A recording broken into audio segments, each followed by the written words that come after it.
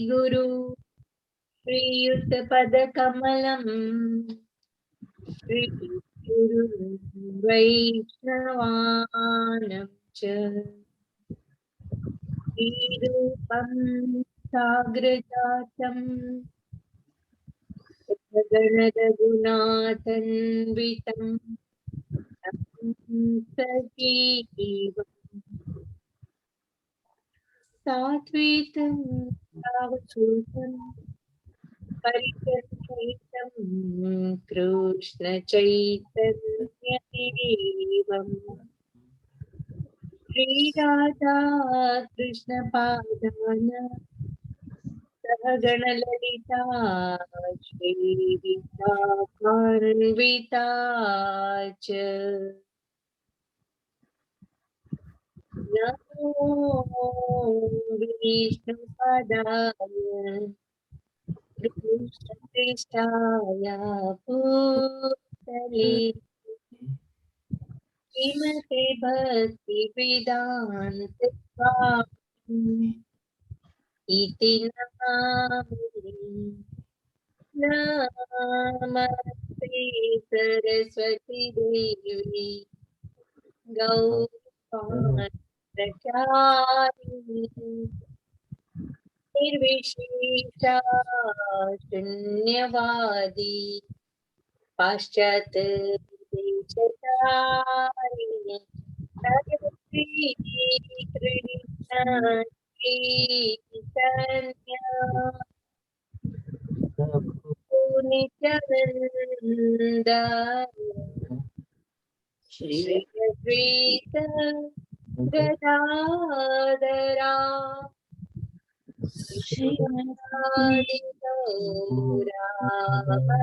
वृंदा हरे कृष्ण हरे कृष्ण कृष्ण कृष्ण हरे हरे राम हरे राम राम राम हरे हरे कृष्ण। श्रीला प्रभुपाद ने जय, सर्वने जय श्री कृष्ण। हरे कृष्ण माता जी, धन्यवाद माता जी। हरे कृष्ण सारे भक्तों ने श्रीला प्रभुपाद की जय। श्री राधा गोविंद प्रणाम। अध्याय 18 उपसंहार, त्यागनी पूर्णता अथवा मोक्ष संन्यास योग। असक्त बुद्धि सर्वत्र जितात्मा विगत स्पृहः नैष्कर्म्य सिद्धिं परमां संन्यासेन अधिगच्छति। જે આત્મા સંયમી તથા અનાસક્ત છે અને જે સર્વ ભૌતિક ભોગોની પરવા કરતો નથી, તે સંન્યાસના અભ્યાસ દ્વારા કર્મફળમાંથી મુક્તિની સર્વોચ્ચ સિદ્ધ અવસ્થા પ્રાપ્ત કરે છે. सिद्धिं प्राप्तो यथा ब्रह्म तथाप्नोति निबोध मे समासेनैव कौन्तेय निष्ठा ज्ञानस्य या परा। હે કુંતી પુત્ર, જે મનુષ્ય આ પૂર્ણતા પામ્યો છે તે હવે સર્વોચ્ચ સિદ્ધાવસ્થા રૂપ સર્વોચ્ચ જ્ઞાનના સ્તર રૂપ આ બ્રહ્મને કેવી રીતે પામી શકે છે તેની પદ્ધતિ હવે હું સંક્ષેપમાં વર્ણવીશ, તે તું મારી પાસેથી જાણ. શ્લોકા 51, 52, 53 સાથે છે. જી. बुद्धया विशुद्धया युक्तो धृत्यात्मानं नियम्य च शब्दादीन् विषयान् त्यक्त्वा रागद्वेषौ व्यदस्य च विविक्तसेवी लघ्वाशी यतवाक्कायमानसः ध्यानयोगपरो नित्यं वैराग्यं समुपाश्रितः अहंकारं बलं दर्पं कामं क्रोधं परिग्रहं विमुच्य निर्ममः शान्तो ब्रह्म भूयाय कल्पते। પોતાની બુદ્ધિથી શુદ્ધ થઈને તથા ધૈર્યપૂર્વક મનને સંયમમાં રાખીને ઇન્દ્રિય તૃપ્તિના વિષયોનો ત્યાગ કરીને રાગ તથા દ્વેષથી મુક્ત થઈને જે મનુષ્ય એકાંત સ્થાનમાં નિવાસ કરે છે, જે અલ્પાહારી છે, જે પોતાના શરીર, મન તથા વાણીને વશમાં રાખે છે, સદા સમાધિમાં રહે છે, સંપૂર્ણપણે વિરક્ત છે, મિથ્યા અહંકાર, મિથ્યા શક્તિ, મિથ્યા ગર્વ, કામ, ક્રોધ તથા ભૌતિક વસ્તુઓના સંગ્રહથી મુક્ત છે, જે મિથ્યા સ્વામિત્વના ભાવથી રહિત છે અને શાંત છે, તે આત્મ સાક્ષાત્કારના પદને પામે છે, એમાં સંદેહ નથી. ब्रह्मभूत प्रसन्नात्मा न शोचति न काङ्क्षति समः सर्वेषु भूतेषु मद्भक्तिं लभते पराम्. આ પ્રમાણે જે દિવ્ય અવસ્થામાં રહેલો છે તે તરત જ પરમ બ્રહ્મની અનુભૂતિ કરે છે અને પૂર્ણપણે આનંદમય બને છે. તે કદાપી શોક કરતો નથી, તે કશાયની કામના પણ કરતો નથી, તે જીવ માત્ર પર સમભાવ રાખે છે. તે અવસ્થામાં તે મારી શુદ્ધ ભક્તિને પામે છે. भक्त्या मामभिजानाति यावान्यशचास्मि तत्त्वतः ततो मां तत्त्वतो ज्ञात्वा विशते तदनन्तरम्. મને કેવળ ભક્તિ દ્વારા જ પૂર્ણ પુરુષોત્તમ પરમેશ્વર તરીકે મૂળ રૂપે જાણી શકાય છે. અને આવી ભક્તિ વડે જ્યારે મનુષ્ય મારી પૂર્ણ ચેતનામાં હોય છે ત્યારે તે વૈકુંઠ જગતમાં પ્રવેશ કરી શકે છે. सर्वकर्माण्यपि सदा पूर्वाणो मद्व्यपाश्रयः मत्प्रसादादवाप्नोति शाश्वतं पदमव्ययम्. મારા રક્ષણમાં રહેલો મારો શુદ્ધ ભક્ત બધા પ્રકારના કાર્ય કરતો હોવા છતાં મારી કૃપાથી સનાતન તથા અવિનાશી ધામને પ્રાપ્ત કરે છે. चेतसा सर्वकर्माणि मयि सन्न्यस्य मत्परः बुद्धियोगमुपाश्रित्य मच्चित्तः सततं भव. બધા કાર્યોમાં મારી ઉપર આધાર રાખ અને મારા સંરક્ષણમાં સર્વ કાર્યો કર. આવી ભક્તિ સભર સેવામાં લાગેલો રહીને સદા ચિત્તને મારામાં પરોવેલું રાખ. मच्चित्तः सर्वदुर्गाणि मत्प्रसादात् त्यजिष्यसि अथ चेत्त्वमहङ्कारान् श्रोष्यसि विनङ्गस्यसि. જો તું મારામાં ચિત્તવાળો થઈશ તો તું મારી કૃપાથી બધા જીવનના સર્વ વિઘ્નોને ઓળંગી જઈશ. પરંતુ જો મિથ્યા અહંકાર વશ તું આવી ચેતના ભાવનામાં કાર્ય કરીશ નહીં અને મારી વાત સાંભળીશ નહીં તો તું નષ્ટ થઈ જઈશ. यदहङ्कारमाश्रित्य न योत्स्य इति मन्यसे मिथ्यैष व्यवसायस्ते प्रकृतिस्त्वां नियोक्ष्यति. જો તું મારા આદેશાનુસાર કર્મ નહીં કરે અને લડીશ નહીં તો તું ગેરમાર્ગે દોરવાઈ જઈશ. પોતાના સ્વભાવે કરીને તારી યુદ્ધમાં જોડાવું પડશે. स्वभावजेन कौन्तेय निबद्धः स्वेन कर्मणा कर्तुं तेच्छसि अन्मोहात् करिष्यस्य वशोऽपि तत्. અત્યારે તું મોહવશ મારા નિર્દેશ પ્રમાણે કર્મ કરવાની ના પાડી રહ્યો છે, પરંતુ હે કુંતી પુત્ર, તારા પોતાના સ્વભાવજન્ય કર્મથી વિવશ બનીને તું તે જ કરીશ. ईश्वरः सर्वभूतानां हृदेशेऽर्जुन तिष्ठति भ्रामयन् सर्वभूतानि यन्त्रारूढानि मायया. હે અર્જુન, પરમેશ્વર જીવ માત્રના હૃદયમાં વસે છે અને ભૌતિક શક્તિના બનેલા યંત્ર ઉપર આરૂઢ થયેલા સર્વ જીવોને પોતાની માયાથી ભ્રમણ કરાવી રહ્યા છે.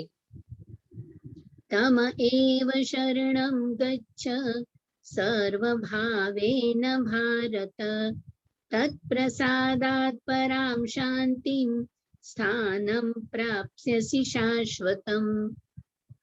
હે ભારત, સર્વથા સંપૂર્ણપણે તેમના જ શરણે જા. તેમની કૃપાથી તું પરમ શાંતિ તથા સર્વોપરી સનાતન ધામ પ્રાપ્ત કરીશ. तते ज्ञानामख्यातं गृह्यात् गुह्यतरं मया विमृश्यैतदक्षिणे शेषेण यथेच्छसि तथा कुरु। આ પ્રમાણે મેં તને ગુહ્યતમ જ્ઞાન વિશે સમજૂતી આપી છે. આ વિશે પૂરું મનન કર અને પછી તારી જેવી ઈચ્છા હોય તેમ કર. सर्वगुह्यतमं भूयः शृणु मे परमं वचः इष्टोऽसि मे दृढमिति ततो वक्ष्यामि ते हितम्। તું મારો ખૂબ જ વાલો મિત્ર છે, તેથી હું તને મારો અત્યંત ગુહ્ય એવો પરમ ઉપદેશ કહી રહ્યો છું.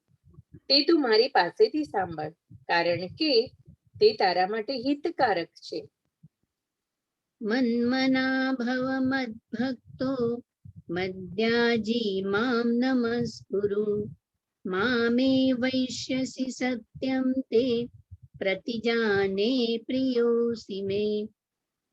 સદૈવ મારું ચિંતન કર, મારો ભક્ત થા, મારી પૂજા કર અને મને નમસ્કાર કર. આ પ્રમાણે તું નિશંકપણે મારી પાસે આવીશ. હું તને આનું વચન આપું છું, કારણ કે તું મારો બહુ વહાલો મિત્ર છે. सर्वधर्मान् परित्यज्य मामेकं शरणं व्रज अहं त्वां सर्वपापेभ्यो मोक्षयिष्यामि मा शुचः। સર્વ પ્રકારના ધર્મનો ત્યાગ કર અને મારા શરણમાં આવી જા. હું તારો સર્વ પાપોમાંથી ઉદ્ધાર કરીશ, ડરીશ નહીં. इदं ते तातपस्काय ना भक्ताय कदाचन न चाशुश्रूष्ववे वाच्यं न च मां योऽभ्यसूयति। જે મનુષ્ય સંયમી નથી, નિષ્ઠાવાન નથી તથા ભક્તિમાં પરવાયેલા નથી, તેમને આ ગુહ્ય જ્ઞાન આપવું નહીં. વળી મારો દ્વેષ કરનારને પણ તે આપવું નહીં. य इमं परमं गुह्यं मद्भक्तेष्वभिधास्यति भक्तिं मयि परां कृत्वा मामे वैश्यत्य संशयः। જે મનુષ્ય ભક્તોને આ પરમ રહસ્ય બતાવે છે, તે શુદ્ધ ભક્તિ પ્રાપ્ત કરે છે અને અંતે તે મારી પાસે પાછો આવે છે. તેમાં લેશ માત્ર શંકા નથી. न च तस्मान् मनुष्येषु कश्चिन् मे प्रियकृत्तमः भक्ता भविता न च मे तस्मात् अन्यप्रियतरो भुवि। આ જગતમાં તેના કરતા અન્ય કોઈ સેવક મને વધારે પ્રિય નથી અને કદી વધારે પ્રિય થશે પણ નહીં. अध्येष्यते वय इमं धर्म्यं संवादमावयोः ज्ञानयज्ञेन तेनाहम् इष्टस्थामिति मे मतिः। અને હું જાહેર કરું છું કે જે મનુષ્ય આપણા આ સંવાદનું અધ્યયન કરે છે, તે પોતાની બુદ્ધિથી મારી પૂજા કરે છે. श्रद्धावान् असूयश्च शृणुयादपि यो नरः सोऽपि मुक्तः शुभान् लोकान् प्राप्नुयात् पुण्यकर्मणाम्। અને જે મનુષ્ય શ્રદ્ધાપૂર્વક તથા દ્વેષ રહિત થઈને આ સાંભળે છે, તે સર્વ પાપમાંથી મુક્ત થાય છે અને પુણ્યાત્માઓના શુભ લોકોને પ્રાપ્ત કરે છે. कच्चिदेच्छ्रुतं पार्थ त्वय्येकाग्रेण चेतसा कच्चिदज्ञानसम्मोह प्रनष्टस्ते धनञ्जय। હે પૃથાપુત્ર, હે ધનંજય, શું તે આ શાસ્ત્રને એકાગ્રચિત્તે સાંભળ્યું છે? અને શું હવે તારા અજ્ઞાન તથા મોહ દૂર થઈ ગયા છે? અર્જુન ઉવાચ નષ્ટો મોહ સ્મૃતિર્લબ્ધા ત્વત્પ્રસાદાન્મયાચ્યુત સ્થિતોऽસ્મિ ગત સંદેહ કરિષ્યે વચનં તવ. અર્જુને કહ્યું, હે કૃષ્ણ, હે અચ્યુત, હવે મારો મોહ દૂર થઈ ગયો છે. આપની કૃપાથી મને મારી સ્મરણ શક્તિ પાછી મળી ગઈ છે. હવે હું સંશય રહિત તથા દ્રઢ છું અને આપના આદેશ પ્રમાણે કર્મ કરવા તૈયાર છું. સંજય ઉવાચ इत्यहं वासुदेवस्य पार्थस्य महात्मनः संवादमिमम श्रौष अद्भुतं रोमहर्षणम्. સંજયે કહ્યું, આ પ્રમાણે મેં કૃષ્ણ તથા અર્જુન બંને મહાપુરુષોનો સંવાદ સાંભળ્યો. આ સંદેશ એટલો અદ્ભુત છે કે મારા શરીરે રોમાંચ થાય છે. व्यासप्रसादात् श्रुत्वान् एतद् गुह्यमहं परं योगं योगेश्वरात् कृष्णात् साक्षात् कथयत् स्वयं.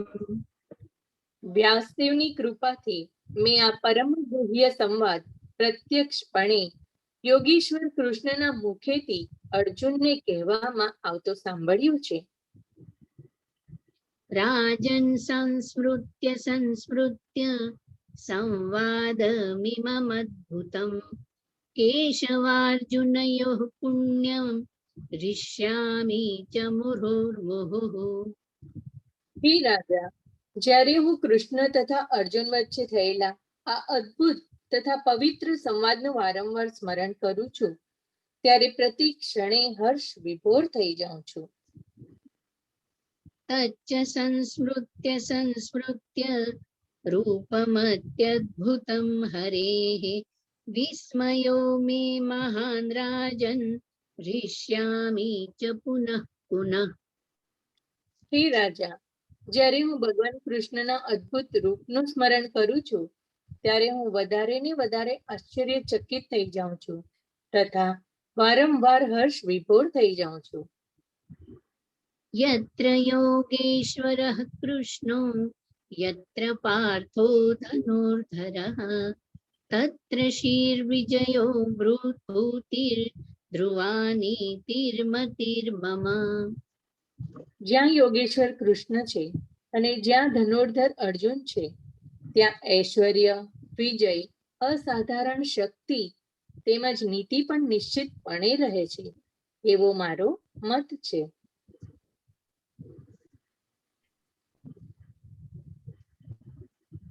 ओम तत्सदिति श्रीमद्भगवद्गीता अष्टोदश अध्याय संपूर्ण. ओम हरये नमः, हरये नमः, हरये नमः.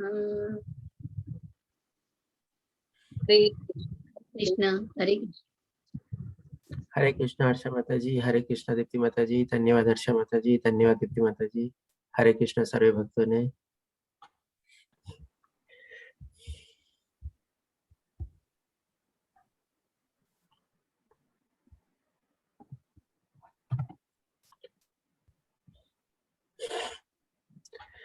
તો ગઈકાલે આપણે 48 શ્લોક સુધી કવર કર્યું, જેમાં ભગવાન શ્રી કૃષ્ણ આપણને કર્મ વારામાં ટોટલ જ્ઞાન આપે છે અને અંતમાં આપણને વર્ણાશ્રમ વારામાં બી સમજાવે છે.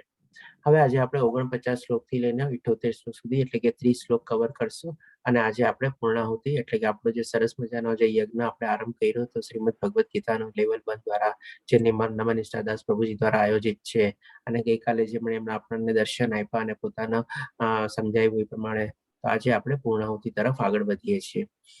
તો સૌ પ્રથમ 49મા શ્લોકમાં ભગવાન શ્રી કૃષ્ણ હવે આપણને જેમ ગઈકાલ સુધી આપણે કર્મ બારામાં ભગવાન શ્રી કૃષ્ણ સમજાવ્યું હતું, હવે આ એક શ્લોકમાં ભગવાન શ્રી કૃષ્ણ જ્ઞાન આપણને સમજાવે છે.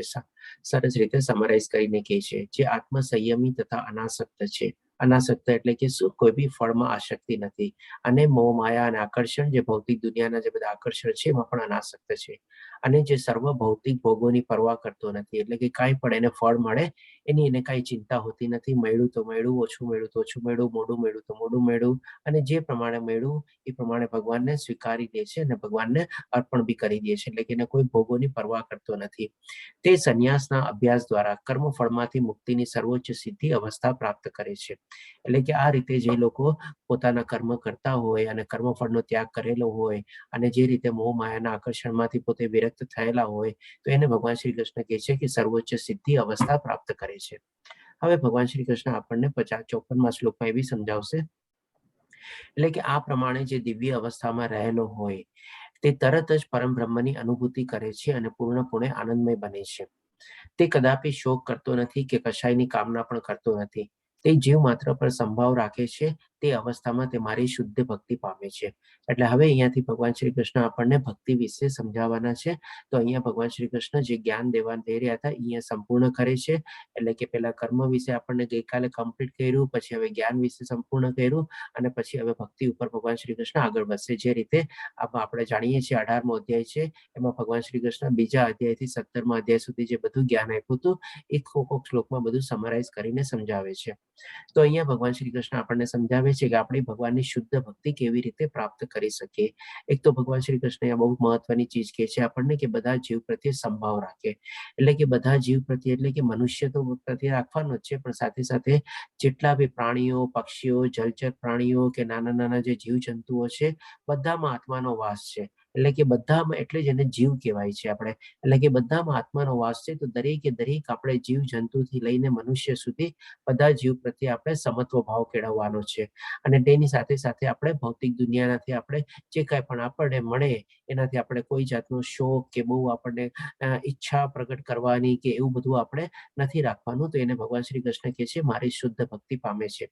કારણ કે જ્યારે એકવાર ભૌતિક દુનિયાના મોહ માયા આકર્ષણ ને બધું હટી જાય, ભૌતિક દુનિયાના આપણને ચીજ વસ્તુઓથી આપણનું મન આપણે વિપરીત થઈ જાય, આપણે વિરક્ત થઈ જાય, ત્યારે પછી આપણને બીજું મન લાગે ક્યાં? ભક્તિમાં જ લાગે. એના સિવાય બીજો કોઈ ઓપ્શન જ નથી આપણે કે ભાઈ એનાથી. કારણ કે જ્યાં સુધી માયા છે અને માયાના આપણા બંધનમાં આવેલા છીએ, જ્યાં સુધી આપણે એના પ્રભાવ હેઠળ છીએ, ત્યાં સુધી આપણને બધી આવી અલગ અલગ ઈચ્છાઓ ને બધું પ્રગટે છે કે આને મળી લઉં, ઓલાને મળી લઉં, આ પ્રાપ્ત કરી લઉં, આ જગ્યાએ વહી જાઉં, એવી રીતે. પણ જ્યારે આ ભૌતિક દુનિયાથી બધું આપણને મતલબ જ નીકળી જાય, કોઈ જાતની એવી કોઈ આપણને ઈચ્છા ન હોય આપણને, તો પછી હવે આપણું મન લાગે ક્યાં? ભક્તિમાં જ લાગે. એટલા માટે અહીંયા ભગવાન શ્રી કૃષ્ણ બહુ સરસ રીતે સમજાવે છે કે તે અવસ્થામાં તે મારી શુદ્ધ ભક્તિ પામે છે. અને એ જે ભગવાન શ્રી કૃષ્ણ કહે છે કે જે શુદ્ધ ભક્તિ પામે છે, એ પછી આવતા શ્લોકમાં કહે છે આપણને તે કેવી રીતે ભક્તિ કરે છે. તો 55મા શ્લોકમાં ભગવાન શ્રી કૃષ્ણ કહે છે, મને કેવળ ભક્તિ દ્વારા જ પૂર્ણ પુરુષોત્તમ પરમેશ્વર તરીકે મૂળ રૂપે જાણી શકાય. એટલે કે બીજો કોઈ રસ્તો નથી ભગવાન શ્રી કૃષ્ણને જાણવાનો. ગમે તેટલું આપણે ધ્યાન કરી લઈએ, જે અષ્ટાંગ યોગ આપણે ફોલો કરીએ, તો પણ આપણે ભગવાન શ્રી કૃષ્ણને મૂળ રૂપે આપણે જાણી ન શકીએ. એ રીતે ભગવાન શ્રી કૃષ્ણ આપણને અહીંયા સમજાવે છે. અને પછી આગળ કહે છે, અને આવી રીતે ભક્તિ વડે જ્યારે મનુષ્ય મારી પૂર્ણ ચેતનામાં હોય છે, ત્યારે તે વૈકુંઠ જગતમાં પ્રવેશ કરી જાય છે. એટલે કે જેમ આપણે 18મો અધ્યાય શરૂ કર્યો ત્યારે મેં આપ સૌને કીધું હતું ને કે 18મો અધ્યાય છે ને એક આપણી સરસ મજાની ફ્લાઇટ જર્ની છે. આપણે આ ભૌતિક દુનિયામાંથી લઈને આપણે વૈકુંઠ અથવા સનાતન ધામ સુધીની આપણને બહુ સરસ જર્ની કરાવશે. તો 48મા શ્લોક સુધી ભગવાન શ્રી કૃષ્ણ આપણને રનવે ઉપર દોડાવે છે, કર્મ વિશે સંપૂર્ણ જ્ઞાન આપે છે. પછી આપણને ભગવાન શ્રી કૃષ્ણ જ્ઞાન ઉપર લઈ જાય છે. 49 થી લઈને આપણને લગભગ 52-53મા શ્લોક સુધી આપણને જ્ઞાન સંક્ષિપ્તમાં કહે છે. એટલે કે જ્યારે આપણે ટેક ઓફ કરી લીધેલું છે ફ્લાઇટ અને સરસ મજાની ક્રુઝિંગ સ્પીડ ઉપર આપણું ફ્લાઇટ ચાલે છે, ત્યારે ભગવાન શ્રી કૃષ્ણ આપણને જ્ઞાન બારેમાં સમજાવી દે છે. અને જ્યારે એકદમ સરસ મજાનું આપણે એકદમ સ્ટેબલ થઈ ગયું હોય, આપણે શું પાયલોટે બધા સિગ્નલ ઓફ કરી દીધા હોય, સીટ બેલ્ટ કાઢી નાખ્યું હોય, આપણે બધું અને આરામથી રિલેક્સ થઈને આપણે એન્જોય કરતા હોય આપણી ફ્લાઇટ, ત્યારે ભગવાન શ્રી કૃષ્ણ આપણને ભક્તિ વિશે સમજાવે છે. તો અહીંયા ભગવાન શ્રી કૃષ્ણ 54મા અને 55મા શ્લોકમાં આપણને ભક્તિ વિશે જ્ઞાન આપે છે.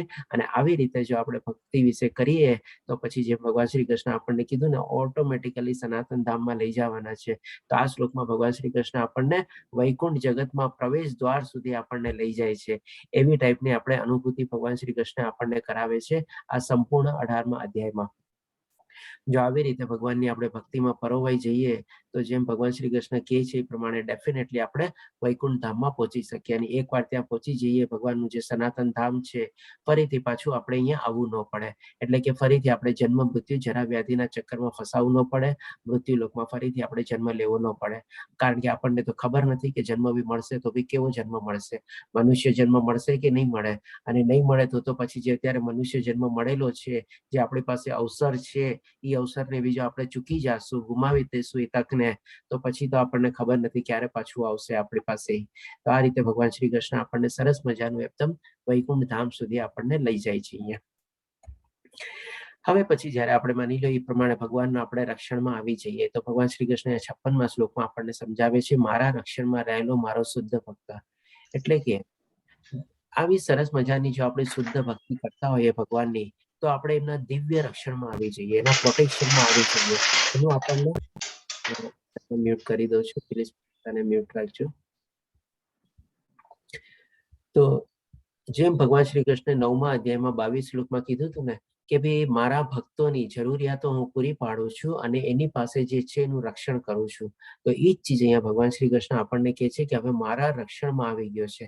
એટલે કે આવો શુદ્ધ ભક્ત આપણે બની જઈએ અને ભગવાનની આવી શુદ્ધ ભક્તિ કરીએ તો ભગવાનનું આપણને પ્રોટેક્શન મળી જાય, ભગવાનનું આપણને કેને રક્ષણ મળી જાય. તો પછી આપણને બીજા કોઈની ડર બી ન લાગે અને બીજા કોઈના રક્ષણની બી આપણને જરૂર ન પડે.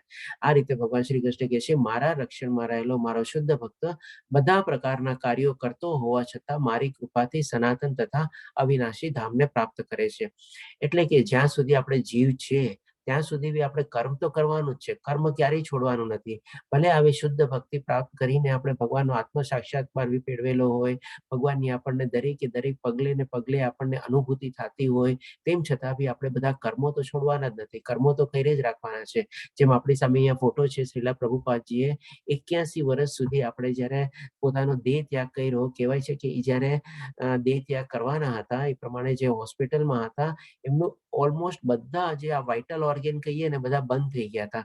તેમ છતાં એના મુખમાંથી છે ને એ ભાગવતમનું ત્યારે ડિક્ટેશન આપતા હતા. બોલો, એટલે આવી ટાઈપનું આપણે સાંભળેલું છે. એટલે કે કન્ટિન્યુઅસલી એને કર્મ કરી જ રાખ્યું છે, કર્મ ક્યારેય એને છોડ્યા જ નથી આપણે. તો એવી જ રીતે પણ આપણે જો આવી શુદ્ધ ભક્તિ બની જઈએ અને આત્મ સાક્ષાત્કાર થઈ ગયો હોય તો આપણે કર્મ તો ક્યારેય છોડવાના જ નથી. એ રીતે પણ અહીંયા ભગવાન શ્રી કૃષ્ણ કહે છે, બધા કર્મ પ્રકારના કાર્યો કરતો રહેતા હોવા છતાં મારી કૃપાથી તે સનાતન અને અવિનાશી ધામને પ્રાપ્ત કરે છે. કારણ કે આપણી ટિકિટ ત્યાંની એકદમ એશ્યોર થઈ ગઈ છે, એકદમ કન્ફર્મ ટિકિટ આપણી મળી ગઈ છે. બસ આપણે પ્રમાણે ભગવાનના ધામમાં પહોંચવાનું છે. આ રીતે ભગવાન શ્રી કૃષ્ણ આપણને સમજાવે છે. હવે પછી 58મા શ્લોકમાં ભગવાન શ્રી કૃષ્ણ એક ટાઈપની આપણને વોર્નિંગ આપે છે. આ બધી ચીજ સમજાવ્યા પછી કે છે કે જો તું મારામાં ભાવના ભાવિક થઈશ તો તું મારી કૃપાથી બદ્ધ જીવનના સર્વ વિઘ્નોને ઓળંગી જઈશ. બરાબર છે, સનાતન ધામ બી પામી જશું, જેટલા પ્રોબ્લેમ આવશે એનાથી આપણે ઓળંગી જશું, બધું થઈ જશે. કારણ કે આપણે દિવ્ય રક્ષણ મળી ગયું છે, આપણને ભગવાનનું સંરક્ષણ મળી ગયું છે, પછી આપણને કોઈ પ્રોબ્લેમ બધું ન આવે. પણ જો ન કરીએ તો, પરંતુ જો મિથ્યા અહંકાર, ચેતો જુદારા, ઘમંડ અને ઈગોમાં ચાલીશ, તું આવી ચેતના ભાવનામાં કાર્ય કરીશ નહીં અને મારી વાત સાંભળીશ નહીં તો તું નષ્ટ થઈ જઈશ. એટલે કે ગયું બધું આપણું બેકાર, આખો મનુષ્ય જીવન આપણું બેકાર ગયો. જો આપણે આ ચીજ વાઇટલ કામ છે, આપણે અગત્યનું કામ છે, ઇમ્પોર્ટન્ટ કામ છે, જે આપણું જીવનનું લક્ષ્ય છે, એ આપણે એના તરફ આપણે કઈ ધ્યાન જ ન આપ્યું આખી જિંદગી, અને આખી આપણે એમને મોહ માયા અને આકર્ષણમાં કાઢી નાખ્યા, તો પછી આપણે નષ્ટ થવાના છે. આના સંદર્ભમાં છે ને એક આપણને નાનકડો દાખલો આપીશ. ઘણી વાર આપણે જોજો કે ભાઈ આપણે સ્ટુડન્ટ લોકોને બધા આપણે લોકો ભણતા હોઈએ ને ત્યારે ઘણી વાર એક બે વિદ્યાર્થી છે ને થોડા હોશિયાર હોય અને બાકી બધા છે ને થોડાક નબળા ને એવા હોય. તો કોઈક માની લો નબળો વિદ્યાર્થી અને હોશિયાર વિદ્યાર્થીને કોઈ દોસ્તી એવી થઈ ગઈ હોય ક્યારેક, અને નબળો વિદ્યાર્થીને કહે કે ભાઈ ચાલ મારી સાથે આમ કરવા આવો, આમ આ જઈએ, અહીંયા જઈએ, ત્યારે ઓલો વિદ્યાર્થી છે ને એને કહે કે ના ભાઈ મારું તો અત્યારે ભણવાનું લક્ષ્ય છે, મારે એ જ કરવું પડશે. અને એ રીતે પછી શું કન્ટિન્યુઅસલી એને ટાળતો હોઈએ. એક સમય એવો આવે ને કે જ્યારે બંનેની દોસ્તી છે ને એકદમ સમાપ્ત જેવી થઈ જાય. આપણે પછી છે ને માની લો ઘણા વર્ષો પછી મળે અને જે ભણેલો વિદ્યાર્થી હોય ને સારું એવું ભણી કરીને પોતાની લાઈફમાં એમાં સરસ રીતે આગળ વધ્યો હોય, અને આ જે હોય ને નબળો જરાક પાછળ જ રહી ગયો હોય બધી રીતે આપણે, ત્યારે પછી છે ને એને અફસોસ થાય કે ત્યારે હું તને કહેતો હતો, તારી વાતે નહોતો માનતો, તું પણ મને કહેતો કે ના ભાઈ અત્યારે એ બધું રહેવા દે, પેલા ભણી લે, એક્ઝામની તૈયારી કર, આમ કર. પણ હું તારી વાત નહોતો માનતો, ઉલટાનું હું તને આમ કહેતો, પણ તું દ્રઢ નિશ્ચય હતો અને મારું તો આમ તેમ કરવાનું હતું, એટલે હું એમાં રખડતો રહી ગયો. ત્યારે પછી છે ને એને કેટલો અફસોસ થાય કે મેં મારા ઈ જે સ્કૂલ કાળ હતો અથવા કોલેજ કાળ હતો, કેવી મારી આખી જિંદગી મેં બગાડી નાખી. જો ત્યારે મેં થોડી ઘણી બી તારી વાત સમજી લીધી હોત, કદાચ તારા જેટલો હોશિયાર ન થયો હોત, પણ થોડો ઘણો બી જો આગળ વધી ગયો તો કદાચ અત્યારે જે અવસ્થામાં છું એના કરતા તો સારી અવસ્થામાં હોત.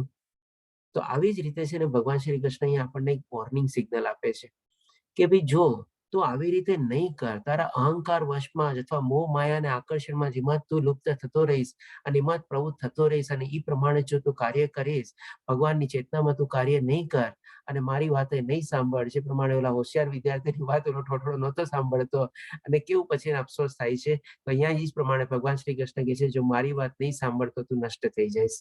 તો આ રીતે છે ને આપણે સમજવા જેવું છે. જાગ્યા ત્યારથી સવાર આપણે માની લો અત્યાર સુધી કાંઈ નથી કર્યું, મૃત્યુ ક્યારે આવવાનું છે ખબર નથી, પણ આજની ઘડી આજની ક્ષણથી પણ આપણે ચેન્જ થઈએ અને આસ્તે આસ્તે ક્રમશ કરીને આપણે સુધારા તરફ જઈએ અથવા થોડું થોડું આપણે ભગવાનની ભક્તિ તરફ આગળ વધીએ, તો કોને ખબર છે આપણે પણ કેટલી સરસ મજાની પ્રગતિ કરી શકીએ. ભગવાનની જે શ્રી કૃષ્ણની કૃપા થાય તો જેમ ભગવાન શ્રી કૃષ્ણે ધ્રુવ મહારાજને એવું જ્ઞાન આપ્યું, આપણને પણ એવું જ્ઞાન આપે અને આપણે પછી આગળની સરસ મજાની ભક્તિ આપણને આગળ વધી શકીએ આપણે. તો આ રીતે ભગવાન શ્રી કૃષ્ણ આપણને આ શ્લોકમાં વોર્નિંગ આપે છે અને એ વોર્નિંગ આપણે કેચ કરવાની છે આપણે, જો આપણે એ પ્રમાણે અત્યાર સુધી ન સમજ્યા હોઈએ તો. પછી હવે ભગવાન શ્રી કૃષ્ણ એના રિઝલ્ટ સ્વરૂપે બી સમજાવે છે. 61મા શ્લોકમાં કહે છે, હે અર્જુન, પરમેશ્વર જીવ માત્રના હૃદયમાં વસે છે. આ શું કામે કહે છે ભગવાન શ્રી કૃષ્ણ? કારણ કે માની લો આપણે આખી જિંદગી બધું જે કાંઈ પણ કર્યું હોય ભલે આપણે લોકો ભૂલી જઈએ છીએ, પણ ભગવાન શ્રી કૃષ્ણ કોઈ ચીજ નથી ભૂલતા. આપણે ગયા જન્મમાં શું કર્યું, આ જન્મમાં શું કરીએ છીએ, બધું ચીજ એમને યાદ છે.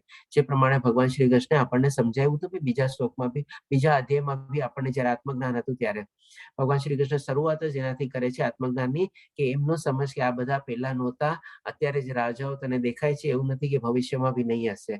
એટલે કે ભગવાન ત્રિકાળ જ્ઞાની છે. તો એ જ ચીજ ભગવાન શ્રી કૃષ્ણ ફરીથી આપણને યાદ દેવડાવે છે કે હું ત્રિકાળ જ્ઞાની છું અને હું કાંઈ ભૂલતો નથી. કેવી રીતે યાદ દેવડાવે છે કે ભાઈ હું દરેક જીવ માત્રના હૃદયમાં વસું છું અને ભૌતિક શક્તિ બનેલા યંત્ર પર અરૂઢ થયેલા સર્વ જીવોને પોતાની માયાથી ભ્રમણ કરાવી રહ્યા છે. એટલે કે જો માની લો આપણે આવી રીતે જે ભગવાન શ્રી કૃષ્ણ ગયા શ્લોકમાં આપણને કીધું, ભગવાનનું એવું ન માનીએ, આપણે એવી રીતે આચરણ ન કરીએ, ભગવાનની ભક્તિમાં ન પરોવાઈએ અને આપણા અહંકાર અને મોહ માયામાં જ આપણે પડતા રહીએ, તો ભગવાનને તો બધું ખબર છે, બધું યાદ છે. એ પ્રમાણે આપણને અલગ અલગ બધી નીચલી યોનિમાં એમાં જ આપણને જન્મ મળતો રહે છે. હવે આને સમજવા માટે બી છે ને આપણે બે દાખલા લઈએ. સૌ પ્રથમ તો શું કે ભાઈ ભગવાન શ્રી કૃષ્ણ શું કહે છે, ભૌતિક શક્તિના બનેલા યંત્ર. ભૌતિક શક્તિનું કયું યંત્ર છે? તો કે ત્રિગુણી માયા જે છે, યંત્ર પર અરૂઢ થયેલા સર્વ જીવોને માયાથી ભ્રમણ કરાવી રહ્યા છે. એટલે કે એક દાખલો આપણે લઈએ કે ભાઈ માની લો આપણે એ રીતે ભગવાનની ભક્તિ કે કઈ કરી નહીં, તો જેમ આપણે એક જાયન્ટ વ્હીલ હોય ને, આપણે જેમ ફજર ફાળકો એને કહીએ, આપણે ગોળ ગોળ ફરવાનું હોય, એવી રીતે માની લો આપણે અહીંયા આવી ગયા છે અને એ જેમ ઉપર જતો હોય ઉપર જઈને પાછો નીચે આવે, તો આપણે પણ એ જ રીતે પાછું અહીંયા મૃત્યુલોકમાં આવવાનું છે. પછી ફરીથી આપણે જન્મ મૃત્યુની જરા વ્યાધિની આપણે તકલીફ ભોગવવાની છે એ રીતે. અને હવે બીજી રીતે જયારે અહીંયા આવી ગયા ત્યારે આપણે બીજું યંત્ર કયું લઈએ, તો કે જેમાં આપણે ખબર હોય છે બધા લોકોને કે આપણે ગ્રાઇન્ડર અથવા મિક્સી હોય. મિક્સીમાં આપણે બટન દબાવીએ તો જે કાંઈ પણ એમાં નાખ્યું હોય આપણે કેવું ચક્કર ઘૂમીને બધું આપણે એનો ભૂકો થઈ જાય કે પીસાઈ જાય કે એવું થાય. તો આપણે પણ જયારે અહીંયા પછી આવી જઈએ છીએ તો એ જ ત્રિગુણી માયા આપણને ગોળ ગોળ ગોળ, એમાં પણ છે ને 3 ટાઈપના જ હોય છે, તમે જોજો. અને ત્રિગુણી માયામાં બી 3 જ છે, સતોગુણ, રજોગુણ અને તમોગુણ. એટલે કે એ જ કન્ટિન્યુઅસલી બ્લેડ આપણને ઘુમાવી રાખે છે આપણે, અને આમાં ને આમાં ને આમાં ચક્કર તો આપણે પીસાઈ રાખીએ છીએ આપણે. આ રીતે આપણે સમજવાનું છે. જો આમાંથી આપણે છૂટવું હોય, આમાંથી આપણે મોક્ષ મેળવવું હોય, આમાંથી આપણે મુક્તિ મેળવવું હોય, તો જે પ્રમાણે ભગવાન શ્રી કૃષ્ણે આપણને કીધું એ પ્રમાણે આપણે એમની ભક્તિમાં પરોવવું જોઈએ. આપણે એના સિવાય આપણી પાસે કોઈ રસ્તો નથી, બીજો કોઈ રસ્તો નથી. આવી રીતે ભગવાન શ્રી કૃષ્ણ એ સમજાવે છે આપણને. હવે પછી ભગવાન શ્રી કૃષ્ણ 62માં શ્લોકમાં કહે છે, હે ભારત, સર્વથા સંપૂર્ણપણે તેમના શરણે જા, તેમની કૃપાથી તું પરમ શાંતિ તથા સર્વોપરી સનાતન ધામ પ્રાપ્ત કરીશ. એટલે કે જો આવી રીતે આપણે ભગવાનની શરણાગતિ જઈએ અને આપણી શરણાગતિ સ્વીકારે જાય, જો આપણે શુદ્ધ ભક્તિમાં પ્રવૃત્ત થઈ જઈએ તો ડેફિનેટલી આપણે સનાતન ધામ પ્રાપ્ત કરવાનું છે. ફરીથી પછી આપણે જસ્ટ ઓલા 2 જાયન્ટ વ્હીલ યાદ રાખજો અને મિક્સી યાદ રાખજો, આપણે તરત યાદ આવી જશે કે આપણી હાલત એ આવી જ થવાની છે. પછી હવે ભગવાન શ્રી કૃષ્ણ 63માં શ્લોકમાં કહે છે કે આ પ્રમાણે મેં તને ગુહ્યતમ જ્ઞાન વિશે સમજૂતી આપી છે, આ વિશે પૂરું મનન કર અને પછી તારી જેવી ઈચ્છા હોય તેમ કર. એટલે કે અહીંયા ભગવાન શ્રી કૃષ્ણ એક પૂર્ણાહુતિ જેવું કરે છે આપણને, અને આ પણ એક બહુ સરસ મજાના શિષ્યની આપણે ગુરુની આપણે લાક્ષણિકતા છે કે શિષ્યને સર્વે પૂરેપૂરું જ્ઞાન આપી દેવાનું, એને જે માંગ્યું હોય એ રીતે એને પૂરું સંતોષકારક એને પૂરેપૂરું જ્ઞાન આપી દેવાનું, અને પછી એને કહેવાનું કે ભાઈ હવે જેવી તારી ઈચ્છા, તારે જેમ કરવું હોય એમ કર. આપણે તો આમાં છે ને એક ચીજ આપણે કહું કે ભાઈ એકવાર એક છે ને ગુરુ અને શિષ્ય વચ્ચે સંવાદ ચાલતો હોય છે, અને ગુરુ છે ને શિષ્યને પૂછે છે સંપૂર્ણ જ્ઞાન ને બધું આપ્યા પછી કે ભાઈ સત્ય અને ભ્રમ એ બેમાં ફરક શું. આપણે ત્યારે છે ને શિષ્ય બી બહુ સરસ જવાબ આપે છે કે ભાઈ શિષ્ય કહે છે કે ભાઈ આપે જે મને જ્ઞાન આપ્યું ને એ સત્ય છે, અને આપે એમ સમજ્યું કે ભાઈ બધું જ્ઞાન હું સમજી ગયો છું એ ભ્રમ છે. આપણે તો ડેફિનેટલી આ એકદમ પરફેક્ટ જવાબ હતો. આપણે આ તો શું છે કે ભાઈ એક સારા શિષ્ય ગુરુ તરીકે શું કરે કે ભાઈ પોતે જે જ્ઞાન આપવાનું છે, જે સત્યનું જ્ઞાન આપવાનું છે એ સંપૂર્ણ રીતે શિષ્યને આપી દીધું. પછી શિષ્યને કહેવું જોઈએ કે બેટા હવે તારી જેવી મરજી, મારે જે તને કહેવાનું હતું મેં તને કહી દીધું, તારા જે પ્રશ્નો હતા બધા મેં તારા સંતોષકારક જવાબ આપી દીધા, હવે તું એના ઉપર શાંતિથી મનન કર. હું એમ નથી કહેતો કે તું સમજી ગયો છે, જો શિષ્ય તારે સમજી જાય કે તું સમજી ગયો છો એમ માની લે તો એક જાતનો પાછો ભ્રમ ઉભો થાય. તો એવી રીતે શું છે નોર્મલી આજકાલ ઘણી વાર એવી શું થતું હોય છે કે ભાઈ એક જાતનું જયારે કંઈક લર્નિંગ કે બધું થતું હોય ને કે ભાઈ ચાલો મેં કહી દીધું, આપ લોકો બધા સમજી ગયા, હવે આ બધું કરો. કારણ કે જે દેતું હોય ને એને ઘણી વાર શું હોય છે પોતાનો સ્વાર્થ હોય છે, એને તો માની લો કંઈક ફીસ બીસ મળી ગઈ એટલે પછી એ ટેક ઇટ ફોર ગ્રાન્ટેડ લઈ લે કે ભાઈ ચાલો બધાને સમજાઈ ગયું. તો એ પણ એકચ્યુઅલી ભ્રમ છે. આપણે પણ સારા શિષ્ય તરીકે એને શું કરવું જોઈએ કે ભાઈ મેં તને જ્ઞાન આપી દીધું, તારા પ્રશ્નોનો સંતોષકારક જવાબ આપી દીધો, હવે તું મનન કર, એનું અધ્યયન કર, અને પછી હવે તારી જેવી ઈચ્છા હોય એ પ્રમાણે તું વર્ત.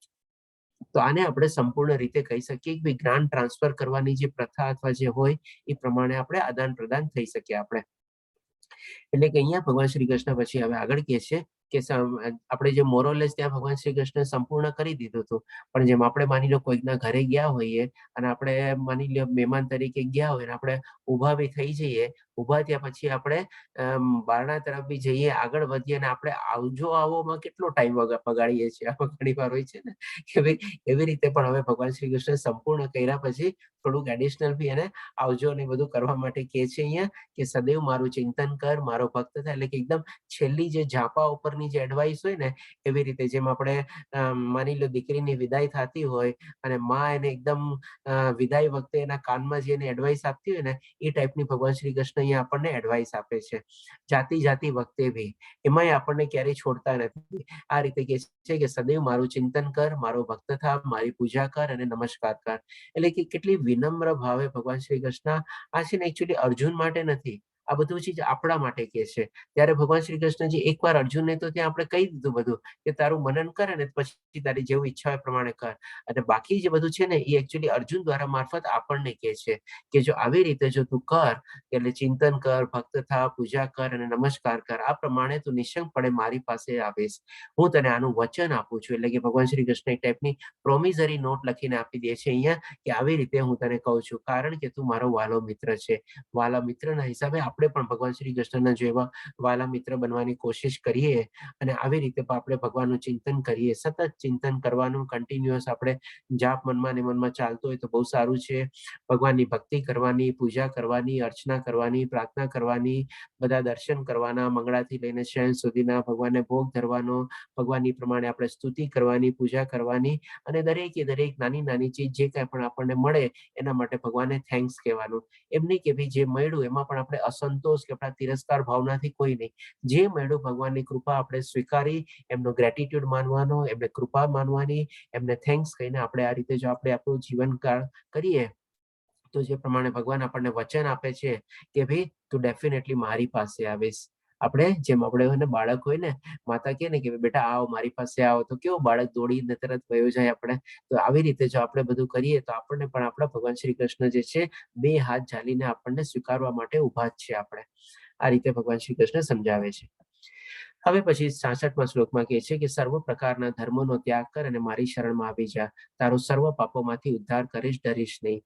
એટલે કે ઘણીવાર આપણને હજી એમ ચિંતા થાય કે મેં તો અત્યાર સુધી આટલું બધું કર્યું છે, મારાથી આ ખોટું થઈ ગયું છે. આ બધું રિયલાઇઝ થાય આસ્તે આસ્તે જ્યારે જ્યારે જેમ જેમ આ જ્ઞાનમાં આપણે આગળ વધીએ ને, કારણ કે આધ્યાત્મિક જ્ઞાનને કેળવવું, આપણે એને પ્રાપ્ત કરવું અને પછી એને આચરણમાં મૂકવું છે ને બહુ અઘરું છે એકચ્યુઅલી. કારણ કે આપણે અત્યાર સુધી આપણી મોહ માયાના બધામાં આકર્ષણમાં પડેલા હોઈએ અને એ પ્રમાણે બધું કરતા હોઈએ. અને ભૌતિક દુનિયાનું જ્ઞાન અને આધ્યાત્મિક દુનિયાનું જ્ઞાન એકદમ વિપરીત છે. આપણે એની જાતને કોઈ આપણે કહીને લિંકઅપ જેવું છે જ નહીં. આપણે તો જ્યારે જ્યારે આ બધું આપણે ભૌતિક આધ્યાત્મિક દુનિયાનું જ્યારે જ્ઞાન મેળવીએ ત્યારે આપણને શું છે, ભૌતિક દુનિયામાં આપણે જે કાંઈ પણ કર્યું હોય ને એના પ્રત્યે આપણને એકવાર અફસોસ થાય, ડર લાગે અને ચિંતા બી થાય કે મેં તો આવી રીતે આમ કર્યું છે, મેં આવા પાપ કર્યા છે, આવી રીતે આમ મને છે, આવી રીતે આમ મને ડર લાગે છે, શું થશે શું નહીં. તો ઘણીવાર આપણે છે ને પછી હજી ઓર આગળ વધતા છે ને આપણને થોડોક આપણને અડચણ રૂપે થાય. તો એના માટે પણ ભગવાન શ્રી કૃષ્ણ આ સરસ મજાનું સોલ્યુશન આપે છે આપણને કે સર્વ પ્રકારના ધર્મોનો ત્યાગ. ગમે તે એક્ટિવિટીમાં કે જેમાં તું ઇન્વોલ્વ થયો હોય, ત્યારે કોઈ એવો ધર્મ તો નહોતો કે ભાઈ હિન્દુ મુસ્લિમ આ કે, પણ જે બી ધર્મનો હતો શું કે ભાઈ જે કાંઈ પણ તું કર્મમાં પ્રવૃત્ત હો, એટલે કે માની લો બ્રાહ્મણના કર્મ, ક્ષત્રિય, વૈશ્ય, શૂદ્ર, જે કાંઈ પણ તારો સ્વભાવ હોય, ગુણ હોય, જે કોઈ કર્મમાં તું પ્રવૃત્ત થયેલો હોય, બધાનો આપણે પ્રમાણે ત્યાગ કર અને મારી શરણમાં આવ. અને જો એ રીતે મારી શરણમાં આવીશ તો તને આવો કોઈ ડર હશે, ભય હશે કે મેં આ પાપ કર્યું છે, ઓલું કર્યું છે, એ પણ ભગવાન શ્રી કૃષ્ણ કહે છે બધા પાપોમાંથી હું તારો ઉદ્ધાર કરીશ, ડર નહીં. પણ તું બેટા ઘણી વાર આપણે શું હોય કે ભાઈ માની લો આપણે કોઈક એવી ભૂલ કરી બેઠા હોઈએ, ત્યારે આપણે મા બાપ પાસે જઈએ અને કહીએ કે પપ્પા મમ્મી મારાથી આ ભૂલ થઈ ગઈ છે, મેં જાણી નથી કર્યું, આમ છે તેમ છે. ત્યારે મા બાપ આપણને શું કરે, આપણે આના શરણમાં ગયા હોય તો આપણને પેલા તો આપણે સ્વીકારે, આપણી શરણાગતિ સ્વીકારે, પછી પ્રેમપૂર્વક આપણને કે બેટા કાંઈ વાંધો નહીં, જે થઈ ગયું થઈ ગયું, થવાનું હતું થઈ ગયું, હવે તો ચિંતા કરીશ નહીં, તો ડરીશ નહીં, બધું પાર પડી જશે, બધું બરાબર થઈ જશે. એવી રીતે આપણને સાંત્વના આપે કે ન આપે. તો એ ચીજ ભગવાન શ્રી કૃષ્ણ અત્યારે આ કહે છે આપણને કે બેટા તું જરાય ડર નહીં, ગમે તે પાપ કે કાંઈ બી કર્યું હશે, મારા શરણાગતિમાં આવીશ, તારા બધા પાપોને હું તારામાંથી ઉદ્ધાર કરી દઈશ અને એ પ્રમાણે તને મારા તરફ ખેંચીશ. તો આ રીતે ભગવાન શ્રી કૃષ્ણ એ સમજાવે છે. પછી 67મા શ્લોકમાં કહે છે કે જે મનુષ્ય સંયમી નથી, નિષ્ઠાવાન નથી તથા ભક્તિમાં પરોવાયેલા નથી, તેમને આ ગુહ્ય જ્ઞાન આપવું નહીં, વળી મારો દ્વેષ કરનારને પણ તે આપવું નહીં. હવે આ પણ ભગવાન શ્રી કૃષ્ણ અર્જુનના મારફત દ્વારા આપણને જ કહે છે કે આજની તારીખમાં બી ઘણા આપણને આવા માણસો દેખાય છે અથવા મળી જાય છે કે ભાઈ આમાં 3 ચીજ પહેલા કે છે એ સમજી લઈએ. સંયમી નથી એટલે કે શું કે ભાઈ પોતાની ઇન્દ્રિયો ઉપર એને કાબુ નથી, ઇન્દ્રિયના વિષય ઉપર કાબુ નથી, મન ઉપર સંયમ નથી, મન ઉપર કાબુ નથી, પોતાના હિસાબે જ બધું કરવું છે એવી રીતે. એટલે કે એક ટાઈપનું અસુર રીતે ભગવાન શ્રી કૃષ્ણ નિર્દેશ કરે છે આવી રીતે. નિષ્ઠાવાન નથી એટલે કે ભગવાનમાં કોઈ જાતની શ્રદ્ધા નથી, ભગવાનમાં કોઈ જાતનું કઈ માનતું નથી, ઉલટાનું એવી રીતે એનાથી વિપરીત બોલતો હોય છે. એટલે કે આ રીતે પણ એક ટાઈપની અસુરવૃત્તિ જ થઈ. તથા આવી રીતે જો કરતો હોય તો પછી ભક્તિમાં તો પરોવાયેલો જ નથી, એટલે કે ભક્તિમાં બી પરોવાયેલો નથી. એટલે કે આ 3 પ્રકારની રીતે ભગવાન શ્રી કૃષ્ણ વર્ણવે છે અને એને વર્ણવીને ભગવાન શ્રી કૃષ્ણ આપણને કહે છે તેને આ ગુહ્ય જ્ઞાન જે ભગવાન શ્રી કૃષ્ણ ભગવદ્ ગીતામાં આપણને ગુહ્ય એટલે કે સિક્રેટ જ્ઞાન જે આપણને મળ્યું છે એ એવા લોકોને આપવું નહીં. એટલે કે શું છે, વણ માંગી સલાહ આપણે નહીં આપવાની. આપણને ખબર પડી ગઈ ને આ માણસ આવો છે, 10 ગાંવ એનાથી દૂર જ રહેવાનું. આપણે શું કામે આપણે આપવું.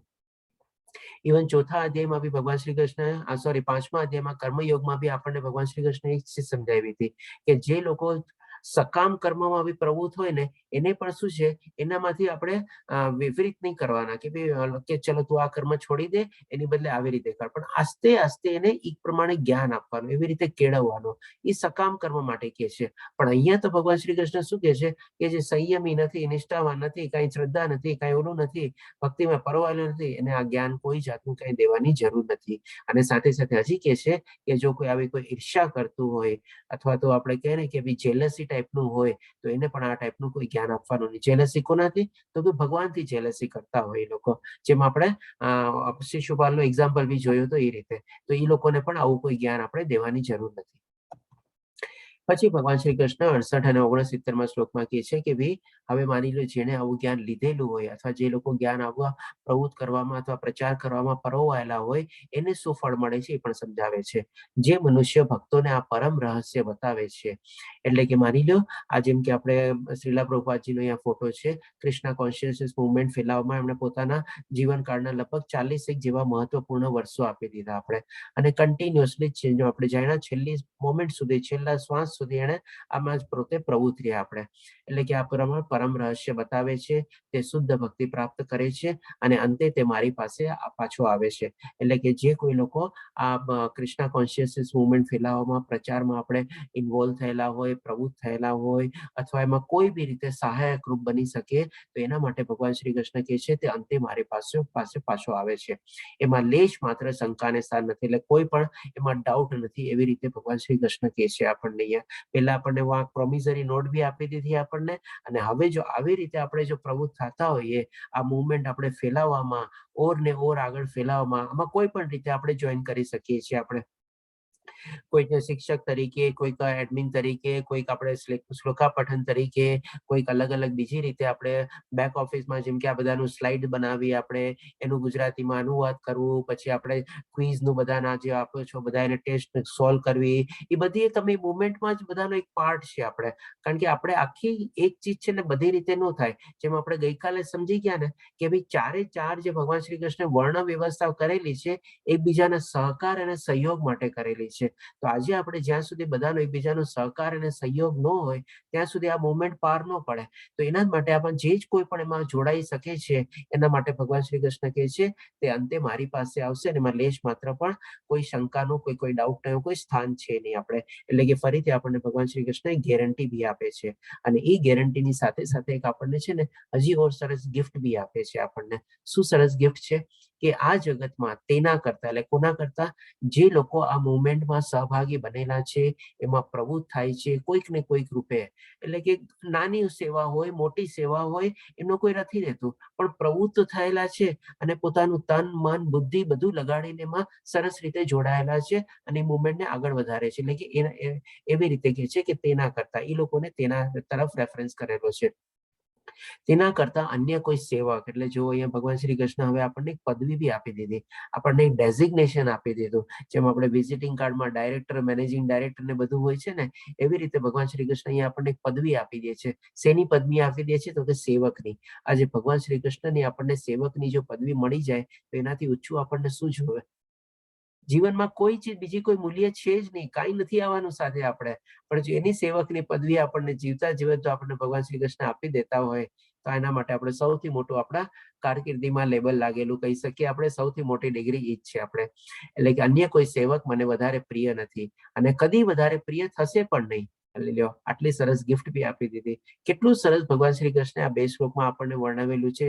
જે લોકો આ મુવમેન્ટમાં એમાં ફેલાવેલા હોય, પ્રવૃત્ત થયેલા હોય, એ બી સૌ પ્રથમ તો પોતાનું ધામ પામશે જ, કોઈ માત્ર એમાં ડાઉટ નથી. ગેરંટીની સાથે આપણને કહે છે. બીજું આપણને ડેઝિગ્નેશન બી આપી દે છે, સેવકની પદવી આપી દે છે, અને ત્રીજું પછી એવું કહે છે કે ભાઈ એના કરતા વધારે પ્રિય તો કોઈ છે જ નહીં આપણે, કે અને કોઈ થશે પણ નહીં. લ્યો, એટલે કે હવે આપણે એકદમ ટોપ મોસ્ટ સુપરલેટિવ ડિગ્રીમાં આપણને ભગવાન શ્રી કૃષ્ણે મૂકી દીધા આપણને. જેમ આપણે એક માની લો રાજાનું બધાનું મિનિસ્ટર ને બધું હોય ને, એવી રીતે સૌથી ટોપ મોસ્ટ મિનિસ્ટર કોણ હોય? તો કે હોમ મિનિસ્ટર અથવા ડિફેન્સ મિનિસ્ટર, એવું ટાઈપનું હોય ને, એવી ટાઈપની પદવી લઈને આપણને ભગવાન શ્રી કૃષ્ણ બેસાડી દે છે કે આનાથી વધારે કોઈ પ્રિય ભક્ત મને થશે જ નહીં. તો આ રીતે આપણે કોઈ પણ રીતે આ મુવમેન્ટમાં આપણે સરસ રીતે જોડાઈ શકીએ છીએ આપણે. હવે પછી 70મા શ્લોકમાં ભગવાન શ્રી કૃષ્ણ કહે છે, અને હું જાહેર કરું છું કે જે મનુષ્ય આપણા સંવાદનું અધ્યયન કરે છે તે પોતાની બુદ્ધિથી મારી પૂજા કરે છે. આજે જેમ કે આપણે સવારના પોરમાં આપણે શ્લોકા પઠન ને બધું કરીએ છીએ, એ એક ટાઈપનું આપણું અધ્યયન થઈ ગયું. આપણે એની પ્રમાણે સ્તુતિ કરીએ છીએ, તો એ પણ ભગવાન શ્રી કૃષ્ણ કહે છે કે મારી બુદ્ધિથી મારી પૂજા કરે છે. જેમ કે દીપ્તિ માતાજી છે, હર્ષા માતાજી છે, રાજેન્દ્ર પ્રભુજી અત્યારે નથી અવેલેબલ આપણે, પણ એમને પણ બધામાં સહયોગ આપેલો હતો. એવી જ રીતે આપણે મારા ખ્યાલથી જલ્દી હજી એક જણે કોણે આપેલો, જયશ્રી માતાજીએ, હા જયશ્રી માતાજીએ પણ આપણને સહયોગ આપેલો હતો. તો આ બધું આપણે જેમ આપણે ભગવદ્ ગીતા આપણે આપ પણ બધા અત્યારે જેમ કે ભગવદ્ ગીતા ઘરે લાવ્યા હશો અથવા મંગાવી હશે, કાંઈ બી હશે, જો ભગવદ્ ગીતાની સાથે સાથે આપણે અધ્યયન કરો તો એ પણ શું કહે છે ભગવાન શ્રી કૃષ્ણ, બુદ્ધિથી મારી પૂજા કરે છે. એટલે કે પ્રત્યક્ષ રૂપમાં માની લો આપણે એવી રીતે આપણી પૂજાની વિધિ બધું ન કરતા હોઈએ, પણ આવી રીતે જે આપણા જે શાસ્ત્રો છે અને એમાં પણ ભગવદ્ ગીતા અને ભાગવતમ એ બે ચીજ જો આપણે વાંચી લઈએ ને આપણા જીવનકાળ દરમિયાન, તો પણ આપણે છે ને બહુ સારી મોટી ભક્તિ કરી કહેવાય એવું કહેવાય. ભગવદ્ ગીતા તો લગભગ આપણે 600-700 પેજની હોય છે, કારણ કે 700 શ્લોક છે આપણે, પણ ભાગવતમ બહુ મોટા છે, આપણે 12 સ્કંદ છે ને 18 આપણે જાડી ચોપડીઓ છે, કારણ કે એમાં 18,000 શ્લોક છે. પણ જો આપણે જીવનમાં એકવાર નિશ્ચય કરી લઈએ ને તો એ પણ આપણે સરસ રીતે સંપૂર્ણ કરી શકીએ છીએ. અને અત્યારે તો આપણે ઓનલાઈન આ ભગવદ્ ગીતા ભાગવતમના બી ક્લાસ શરૂ ચાલે છે, તો એનો બી આપ લાભ લઈ શકો છો. તેમ છતાં બી જે પ્રમાણે અહીંયા ભગવાન શ્રી કૃષ્ણ કહે છે ને, આ બધાનું અધ્યયન બી આપણે કરવું જોઈએ, આપણે કોશિશ કરવી જોઈએ આપણે. હવે પછી ભગવાન શ્રી કૃષ્ણ 71માં શ્લોકમાં કહે છે, અને જે મનુષ્ય શ્રદ્ધાપૂર્વક તથા દ્વેષ રહિત થઈને આ સાંભળે છે, તો congratulation to all of you, આપણા માટે બી એક આવી ગયું સરસ મજાની ગિફ્ટ, તે સર્વ પાપમાંથી મુક્ત થાય છે. એટલે આનાથી વધારે શું જોવે આપણે. અને એવા શુભ લોકોને પ્રાપ્ત થાય છે જ્યાં પુણ્ય આત્માઓનો નિવાસ કરે છે.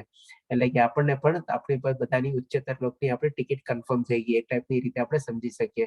કારણ કે આજે અત્યારે શું છે, આપણે 22 દિવસથી આજે 22મો દિવસ થઈ ગયો, આપણે 18 દિવસની બદલે 4 દિવસ એક્સટેન્ડ કર્યો. આપણે શ્રદ્ધાપૂર્વક આપણે બધા સાંભળીએ છીએ, જોડાયેલા છીએ, આપણે બોલીએ છીએ, તો આપણે એક ટાઈપનું જે પ્રમાણે આપણને ભગવાન કહે છે કે ચાલો આપણે પણ પાપ મુક્ત થઈ ગયા.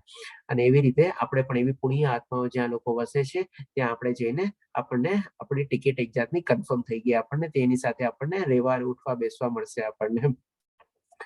હવે પછી ભગવાન શ્રી કૃષ્ણ એટલે હવે અર્જુન કહે છે કે આ બધું જે સાંભળ્યા પછી, જ્યારે ઓલા શ્લોકમાં ભગવાન શ્રી કૃષ્ણ કીધું ને કે તું એનું ચિંતન કર, મનન કર અને પછી જેવી તારી મરજી, તો એના જવાબ રૂપે હવે અર્જુન જવાબ આપે છે 73મા શ્લોકમાં.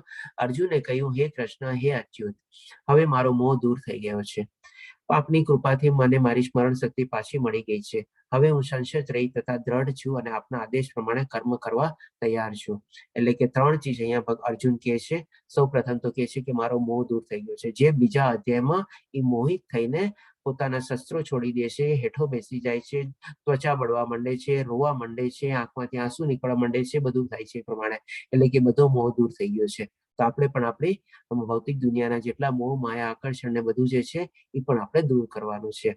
બીજી ચીજ, આપની કૃપાથી મારી સ્મરણ શક્તિ મળી ગઈ છે. એટલે કે અર્જુનને પણ પોતાનું શું શેની સ્મરણ શક્તિ મળી, તો ત્યારે એનો સ્વધર્મ ભૂલી ગયો હતો. એટલે કે પોતે ક્ષત્રિય છે એવી રીતે નહોતો વર્તતો, પણ બીજી બધી રીતે બોલતો હતો કે કૌટુંબિક પરંપરા આમ થશે ને એમ થશે ને એ બધું. જસ્ટ ફરીથી પાછો પહેલો અધ્યાય જો યાદ હોય તો એ પ્રમાણે યાદ કરો. એટલે કે એ પછી તેને સ્મરણ શક્તિ આવે છે કે વિના મારો ક્ષત્રિય ધર્મ, મને પોતાનો સ્વધર્મ યાદ આવી જાય છે. તો આપણે પણ આપણી સ્મરણ શક્તિ કેવી રીતે કેળવવાની છે કે ભાઈ અહીંયા ભૌતિક દુનિયામાં આવ્યા પછી આપણો જે મેઇન ધર્મ છે એ ભગવાનને આપણે પ્રાપ્ત કરવાની. કારણ કે અહીંયાના મોહ માયાના આકર્ષણમાં શું છે, આપણે પણ આપણી સ્મરણ શક્તિ ભૂલી ગયા છે, આપણે પણ ભ્રમિત થઈ ગયા છે આપણે. અને સ્મરણ શક્તિ ભૂલવાના સ્વરૂપે શું છે, આપણે આમાં બધામાં આપણે પ્રવૃત્ત થઈ ગયા છે. તો આપણો આત્મા જે છે અંદર, એનો આધ્યાત્મિક નેચર જે છે એ ભગવાનની ભક્તિ કરવાનો છે, જે ભગવાન શ્રી કૃષ્ણ આપણને 8મા શ્લોકમાં સમજાવ્યું હતું, 8મા અધ્યાયમાં સમજાવ્યું હતું એ પ્રમાણે અક્ષર બ્રહ્મ યોગમાં. તો એ જ રીતે આપણે એને પછી આપણે યાદ કરવાની છે, જે આપણો મેઇન આધ્યાત્મિક નેચર છે એ પ્રમાણે ભગવાનની ભક્તિમાં પ્રવૃત્ત કરવાનું છે, એ પ્રમાણે સ્મરણ શક્તિ આપણી પાછી લાવવાની છે. અને પછી હવે હું સંશય રહી તથા દ્રઢ છું અને આપના આદેશ પ્રમાણે કર્મ કરવા તૈયાર છે. એટલે આપણે પણ શું કરવાનું છે, કોઈ જાતના કિંતુ, પરંતુ, ડાઉટ, સંશય, આ તે, ઇફ એન્ડ બટ કે એવું બધું કાંઈ નથી કરવાનું, પણ એકદમ આપણી ભક્તિ માર્ગમાં આપણે દ્રઢ થવાનું છે. અને દ્રઢ થઈને જે પ્રમાણે ભગવાને આપણને આદેશ આપ્યો છે કે તું મારું ચિંતન કર, મારી પૂજા કર, મને નમસ્કાર કર, અને એવી રીતે આપણે ભગવાનની ભક્તિમાં આપણે પરોવવાનું છે અને એ રીતે આપણે આગળ વધવાનું છે. જેમ અહીંયા અર્જુને કીધું, આપણે પણ એ જ રીતે કહેવાનું છે આપણે, અને એ રીતે આગળ વધવાનું છે. હવે સંજય શું કહે છે એ આપણે જોઈએ. 74, 75 અને 76 અને 78માં શ્લોકમાં બી સંજય જ કહે છે, જે આપણે પહેલા અધ્યાયમાં જાણી ગયા હતા કે સંજયને દૂરદ્રષ્ટિ પ્રાપ્ત થઈ હતી વ્યાસદેવની કૃપાથી, અને એ આખા મહાભારતનું આપણે યુદ્ધ ભૂમિનું નિરીક્ષણ કરતો હતો, ઇન્ક્લુડિંગ એમણે વિશ્વરૂપના બી દર્શન કર્યા, અને એ પણ બધું એણે ધૃતરાષ્ટ્રને સંભળાવ્યું. અને હવે અહીંયા પોતે પોતાનું મંતવ્ય બી સંભળાવે છે. ત્યારે સંજયે કહ્યું, આ પ્રમાણે એટલે કે આ બધી ચીજ ડિસ્ક્રાઇબ પ્રમાણે મેં કૃષ્ણ, મેં એટલે કે અર્જુને આ સંજયે પોતે કૃષ્ણ અને અર્જુન બંને મહાપુરુષોનો સંવાદ સાંભળ્યો, એટલે કે હવે વિટનેસ કન્ફર્મ થઈ ગઈ. અહીંયા આપણે આ સંદેશ એટલો અદ્ભુત છે કે મારા શરીરમાં રોમાંચ થઈ રહ્યો છે. હવે આ શ્લોકો બી છે ને બહુ ઇમ્પોર્ટન્ટ શ્લોકા છે. આપણે એક એક્ઝામ્પલ દ્વારા સમજીએ. જેમ માની લો આપણે કોઈ એગ્રીમેન્ટ અથવા ડીડ બનાવીએ તો એ ડીડમાં શું હોય, આપણે પેલાથી લઈને છેલ્લા માની લો 8, 10, 15 ઘણી વાર એનાથી બી મોટી હોય, આખી ડિસ્ક્રિપ્શન ને બધું આપેલું હોય, પાર્ટી હોય, કોણે કોણે કર્યું, શું કર્યું ને બધું હોય. આપણે પછી છેલ્લું પાનું શેનું હોય, આપણે તો કે હસ્તાક્ષરનું પાનું હોય. અને હસ્તાક્ષર પાનામાં શું હોય, એગ્રીમેન્ટ અને ડીડમાં જેટલી પાર્ટી હોય, એટલે કે માની લો 2 પાર્ટી હોય, જેમ કે આપણે અહીંયા 2 પાર્ટી લઈએ, આપણે અર્જુન અને શ્રી કૃષ્ણ, એટલે કે ઈ છેલ્લી પેજમાં અર્જુન અને શ્રી કૃષ્ણ પોતપોતાની સિગ્નેચર મૂકે અથવા હસ્તાક્ષર મૂકે. તો ઈ જ ચીજ અહીંયા સંજય પછી શું છે, ડાબી બાજુમાં વિટનેસ હોય, તો અહીંયા માની લો વિટનેસ તરીકે સંજય છે. તો ઈ જ ચીજ સંજય અહીંયા સંપૂર્ણ રીતે કહે છે કે આ પ્રમાણે મેં કૃષ્ણ અને અર્જુન, એટલે કે વાત પાકી થઈ ગઈ કે બંનેનો સંવાદ થયો હતો ત્યાં મહાભારત અને કુરુક્ષેત્રની યુદ્ધ ભૂમિ ઉપર, અને ઈ યુદ્ધ ભૂમિનો સંવાદ બંનેનો જે થયો હતો એ સાંભળ્યો હતો. કોણે સાંભળ્યો હતો? તો કે સંજય સાંભળ્યો હતો. એટલે પોતે કહે છે. અને આ સંદેશ એટલો અદ્ભુત છે કે મારા શરીરમાં રોમાંચ થઈ રહ્યો છે. એટલે કે આપણે 2 પાર્ટીની હસ્તાક્ષર આવી ગયા અને વિટનેસના બી હસ્તાક્ષર આવી ગયા. પછી હજી કહે છે કે ભાઈ હવે આ એને દ્રષ્ટિ ક્યાંથી પ્રાપ્ત થઈ, તો એ પણ વર્ણવે છે. ઘણી વાર શું હોય કે ભાઈ વિટનેસે શું પોતે પોતાનું નામ, સન ઓફ, ડોટર ઓફ કે લખવું પડે, એનું એડ્રેસ લખવું પડે, એનું ઓક્યુપેશન લખવું પડે, એનું એડ્રેસ લખવું પડે, એની ઉંમર લખવી પડે, બધું લખવું પડે વિટનેસ તરીકે, ત્યારે જેને પાકી વિટનેસ કહેવાય. તો એ જ રીતે પણ સંજયજી છે એ સંપૂર્ણ રીતે વર્ણવે છે કે વ્યાસદેવની કૃપાથી મને આ પરમ ગુહ્ય સંવાદ પ્રત્યક્ષ રૂપે યોગેશ્વર કૃષ્ણના મુખેથી અર્જુનને કહેવામાં આવતો સાંભળ્યો છે. એટલે કે પોતે આખું કેવી રીતે પોતાને મળ્યું એ પણ એમાં વર્ણવે છે. અને હવે અહીંયા પોતે કહે છે કે જે કૃષ્ણના મુખેથી, એટલે કે ભગવાન શ્રી કૃષ્ણના મુખેથી, એટલા જ માટે આપણે જયારે સૌથી પહેલો અધ્યાય લીધો હતો આપણે કીધું હતું કે ભગવદ્ ગીતાનો મતલબ શું, એટલે કે ભગવદ એટલે કે ભગવાન, અને ગીતા એટલે કે ગીત, એટલે કે ભગવાનના મુખેથી, ભગવાનના કંઠસ્થમાંથી નીકળેલું ગીત છે અથવા સંવાદ છે અર્જુન અને ભગવાન શ્રી કૃષ્ણ વચ્ચે. અને એ Arjun Sanjay as it is mention બી કરે છે એઝ અ વિટનેસ તરીકે. પછી કે છે, હે રાજા, જ્યારે હું કૃષ્ણ તથા અર્જુન વચ્ચે થયેલા આ અદ્ભુત તથા પવિત્ર સંવાદનું વારંવાર સ્મરણ કરું છું ત્યારે પ્રતિ ક્ષણે હર્ષ વિભોર થઈ જાઉં છું. તો એવી જ રીતે આપણે પણ જ્યારે આપણે માની લે આમાં જોડાતા રહીએ, ભગવદ્ ગીતા વાંચતા રહીએ, અલગ અલગ રીતે લેવલમાં બી જોડાતા રહીએ, તો આપણને પણ એ પ્રમાણે ઓર આનંદ ને આનંદ આપણને વધવાનો જ છે, ક્યારેય ઘટવાનો નથી. કારણ કે આમાં તો શું છે, આપણે છે ને કાંઈ હજી સુધી પ્રાપ્ત નથી કર્યું, આપણે તો હજી શરૂઆત કરી છે. આપણે તો એ કઈ નહીં જતો, આપણે સાગર ભરવાનો છે આખો. તો જેમ જેમ આપણો ભરાતો જશે ને એમ આપણે પણ અંદરથી આપણે હર્ષ વિભોર થતા જઈશું આપણે. હવે પછી છેલ્લો શ્લોકા લઈશું આપણે, 78મો શ્લોકા. જ્યાં યોગેશ્વર કૃષ્ણ છે અને જ્યાં ધનુર્ધર અર્જુન છે ત્યાં ઐશ્વર્ય, વિજય, અસાધારણ શક્તિ તેમજ નીતિ પણ નિશ્ચિતપણે રહે છે, એવો મારો મત છે. એટલે કે ઇનડાયરેક્ટલી સંજય છે ને અહીંયા ધૃતરાષ્ટ્રને સિગ્નલ આપી દે છે કે કૌરવો ગયા, કૌરવોની હાર નિશ્ચિત છે, પાંડવોની જીત નિશ્ચિત છે. આપણે આ રીતે કહે છે કે શું કામે, તો કે ભાઈ જ્યાં યોગેશ્વર કૃષ્ણ છે, અર્જુન છે, ધનુર્ધર અર્જુન છે, અને ત્યાં શું છે બધું ભગવાનના બધા ઐશ્વર્ય ત્યાં છે, વિજય પણ ત્યાં જ છે, અને અસાધારણ શક્તિ એક બી ત્યાં જ છે. ભલે એની આ સેના 7 અક્ષરોની હોય પણ ભગવાન શ્રી કૃષ્ણ જે કે એની 11 અક્ષરોની સેના ઉપર ભારી પડી શકે એવા છે. એટલે કે અસાધારણ શક્તિ છે કે જે શક્તિની કોઈ કલ્પના ન કરી શકે, કોઈ શક્તિને કોઈ ઇમેજિન બી ન કરી શકે, એવી રીતે વર્ણવે છે. અને તેમજ સાથે સાથે શું છે, નીતિ એટલે કે ધર્મ છે એની સાથે. તો જ્યાં બધી ચીજ હોય ત્યાં નિશ્ચિતપણે એની વિજય છે. એટલે કે આવી રીતે સંજય ધૃતરાષ્ટ્રને સિગ્નલ આપી દે છે કે તમારી હાર નિશ્ચિત છે અને એવો મારો મત છે, એમ કરીને વર્ણવે છે. તો આ રીતે આપણે અહીંયા કમ્પ્લીટ કર્યું. વાંચા કલ્પતરુ વયે છે, કૃપા સિંધુ એવ છે, પતિતાનાં પાવનેભ્યો વૈષ્ણવેભ્યો નમો નમઃ. હરે કૃષ્ણ કૃષ્ણ કૃષ્ણ હરે હરે, હરે રામ રામ રામ હરે હરે. ઓમ તત્સત. ભગવાન શ્રી કૃષ્ણની કૃપાથી એમણે મને જે બુદ્ધિ આપી, જે જ્ઞાન આપી, જે વાચા આપી, જે શબ્દો આપ્યા, એ રીતે મેં આપની સામે પ્રકટ કર્યું છે. શ્રીલા પ્રભુપાદના આશીર્વાદથી મેં એના ભાવાર્થો જે છે એ પ્રમાણે સમજાવવાની કોશિશ કરી છે. અને નમન નિષ્ઠાદાસ પ્રભુજીના આયોજન અને માર્ગદર્શન હેઠળ મેં આ પ્રમાણે આપની સામે પ્રસ્તુત કરેલું છે. તો આમાં જો મારી કોઈ પણ જગ્યાએ ત્રુટિ હોય, ખામી હોય અથવા ઊણો ઉતરો હોય અથવા કોઈ આપના પ્રશ્નોનો જો બરાબર સંતોષકારક જવાબ ન આપી શક્યો હોય તો સૌ પ્રથમ આપ સૌની પહેલા માફી માંગુ છું અને સાથે સાથે ભગવાન શ્રી કૃષ્ણ, શ્રીલા પ્રભુપાદ અને નમન ઇષ્ટદાસની બી માફી ચાહું છું કે ક્યાંય હું ઊણો ઉતરો હોય તો મને પ્લીઝ માફ કરી આપે. હરે કૃષ્ણ, હરે કૃષ્ણ. હરે કૃષ્ણ. હરે હરે કૃષ્ણ. કૃષ્ણ. પ્રભુજી હરે હરે કૃષ્ણ. કૃષ્ણ. પ્રભુજી હરે ખૂબ સરસ, કૃષ્ણ. ખૂબ સરસ પ્રભુજી, આંખમાં આંસુ આવી ગયા આજે તો. આજે આંખમાં આંસુ મને એવું લાગે છે સાચે મારા પોતામાંથી ગળામાં કહેવા નથી કરતો. અને હવે આપ સૌને એકવાર વિનંતી છે કે આપના તરફથી કોઈ બી સલાહ, સૂચન કે માર્ગદર્શન કંઈ બી હોય કે જે મારે કોઈ સુધારો વધારો કરવાનો હોય તો પ્લીઝ મને જણાવશો કે જેથી કરીને આગલા બેચમાં હું ખ્યાલ રાખું તો ભક્તોને એનો પણ લાભ મળી શકે. હરે કૃષ્ણ. બધા પોતપોતાનો વિડીયો બી ઓન કરી શકો છો, જણાવી બી શકો છો અને સાથે જો કોઈ પ્રશ્ન હોય તો એ બી આપણે લઈ શકશું. હરે કૃષ્ણ. કોઈ પ્રશ્ન કે કઈ? પ્રભુજી એક પ્રશ્ન છે જરા. હા માતાજી.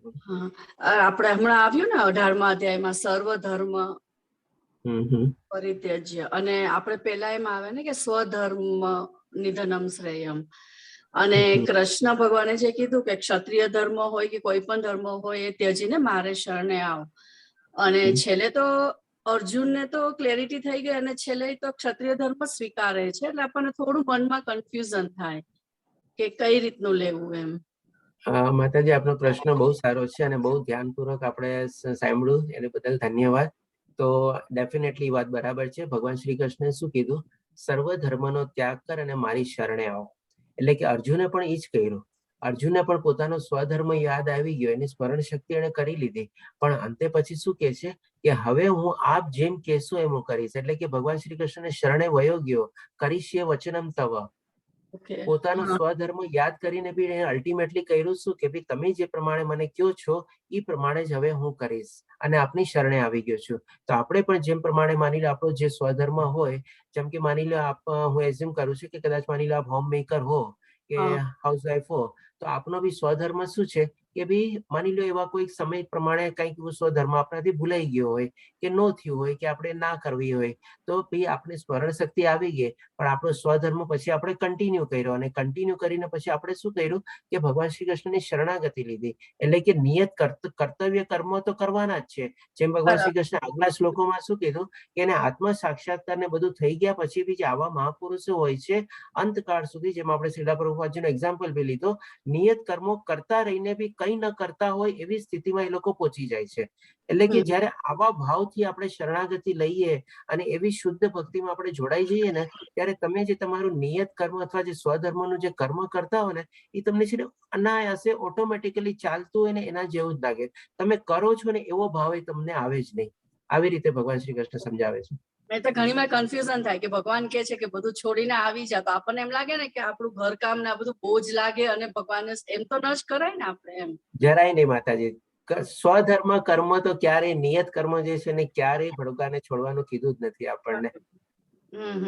એટલે આ જે છેલ્લું હતું ને એનો અર્થ ઘણી વખત ઘણી રીતે મિસઇન્ટરપ્રેટ, હા બરાબર છે આપની વાત, મિસઇન્ટરપ્રિટેશન થઈ શકે. બહુ મજા આવી, આપના સત્સંગનો લાભ લીધો. ધન્યવાદ. હરે રામ, હરે કૃષ્ણ. હરે રામ, હરે કૃષ્ણ. અને અચ્છા, એક આપણે અક્ષય તૃતીયાનું એક નાનકડું પ્રેઝન્ટેશન નહીં છે, મેં ગ્રુપમાં એમાં તો શેર કરેલું છે, પીડીએફ બી શેર કરેલું છે અને એક ફોટો બી પિક્ચર બી શેર કરેલું છે.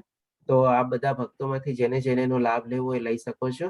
અને હજી એક આપણે શું કે ભાઈ લેવલ 2માં જે જોડાવાની જે લિંક ને એ બધું છે એ પણ આપણે ગ્રુપમાં શેર થઈ ગયું છે. તો એના સંદર્ભમાં જો અત્યારે કોઈને અત્યારે લાઈવ જોડાવવું હોય તો જોડાઈ બી શકે છે.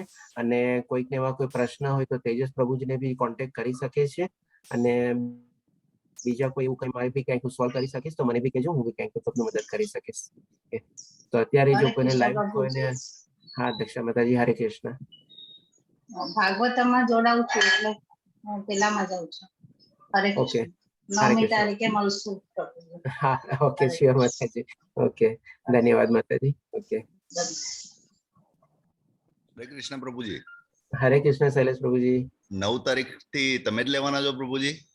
આપણે જેમ અલગ અલગ ટાઈમિંગ અને અલગ અલગ બેચીસ હોય છે, તો આપણે જેમ કે અત્યારે ગુજરાતીમાં લગભગ 4 બેચ ચાલે છે. સવારે 6 વાગ્યાનો હું લઉં છું, સવારે 8 વાગ્યાનો જિજ્ઞેશ પ્રભુજી લે છે, બપોરે 4 વાગ્યાનો સીમા માતાજી લે છે અને રાતના 8 વાગ્યાનો આપણે ધર્મેશ પ્રભુજી લે છે.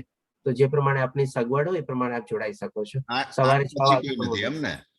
હા, શું કહે છે પ્રભુજી? 8 પછીનો કોઈ પ્રોગ્રામ નથી? 8 પછીનો એટલે સમજ્યો નહીં. મતલબ લાસ્ટ બેચ 8 વાગ્યાની છે? હા, લાસ્ટ બેચ રાતના 8 વાગ્યાની છે. હા, ઓકે ઓકે, શ્યોર. એનું કારણ છે શૈલેષ પ્રભુજી કે શું છે કે નોર્મલી રાતના મોડું સૂવું છે ને એ પણ એક અસુરી વૃત્તિ છે. સાચી વસ્તુ છે. ના, મારો આમાં શું છે, અત્યારની યંગ જનરેશન જે ખરી ને, મારો ભત્રીજો જોવાનું કે છે, મતલબ જોડાવાનું કે છે, પણ એ કે છે કે રાત્રે 8 અથવા એ પછીની જે બી બેચ હોય એમાં જોડાઈ જઈશ. એ ઘણા લોકો એવા હોય છે, પણ એને બી હેબિટ થોડી ચેન્જ કરવી પડે. બિલકુલ બિલકુલ બિલકુલ. હરે કૃષ્ણ પ્રભુજી, ખૂબ મજા આવી, આપે ખૂબ સરસ સમજાવ્યું અને હું 9 તારીખે જોડાઉં છું ફરીથી. બીજું એક જસ્ટ ક્વેરી જાણવી હતી કે આ પૃથાપુત્ર તરીકે જે સંબોધન કરે છે શ્રી કૃષ્ણજી અર્જુનને, એનો મતલબ શું છે પૃથાપુત્ર તરીકે? એટલે પૃથુ મહારાજ છે ને એક વંશજમાં થયેલા હતા, એટલા માટે એને પૃથાપુત્ર કરીને કહે છે. અને પૃથુ મહારાજ જે છે ને બહુ દિવ્ય આત્મા હતી. એક્સ ગુડ એઝ આપણે કહી શકીએ કે ભગવાનનો અવતાર જ હતા. આપણે સ્વયં અવતાર નહોતા, પણ આપણે જેને કે ને લાગણી વિભોર થઈને અલગ અલગ અવતાર બી 3-4 ટાઈપના હોય છે, તો એમાંનો એક અવતાર પૃથુ અવતાર બી હતા. એટલા માટે એને પૃથાપુત્ર કહે છે. શ્યોર. હરે કૃષ્ણ પ્રભુજી, ખૂબ મજા આવી, સરસ સમજાવ્યું. ફરીથી હું જોડાઈશ 9 તારીખથી. હરે કૃષ્ણ પ્રભુજી. બીજા કોઈનું કઈ લિંક મૂકી છે હા, જેને જેને જોડાવું હોય આપણે જોડાઈ શકીએ છીએ. દીપ્તિ માતાજી, હર્ષા માતાજી અને તેજસ પ્રભુજી, ખૂબ ખૂબ ધન્યવાદ આપનું બધાનું શ્લોકા પઠન અને એડમિનની સેવા બદલ. અને બાકી બધા હરે કૃષ્ણ પ્રભુજી. હરે કૃષ્ણ પ્રભુજી. હરે કૃષ્ણ. અને પ્રભુજી લેવલ 2 માટેનું બી ફોર્મ મૂકેલું છે ગ્રુપમાં, જે લોકો લેવલ 2 માટે જોડાવું હોય. એનાઉન્સ કરી દીધું છે, કહી દીધું છે આપણે. પ્રભુજી, હરે કૃષ્ણ પ્રભુજી. હરે કૃષ્ણ. હરે કૃષ્ણ. હરે કૃષ્ણ. ફરીથી મળશું આપણે 9 તારીખે. હું આવી છું. ઓકે.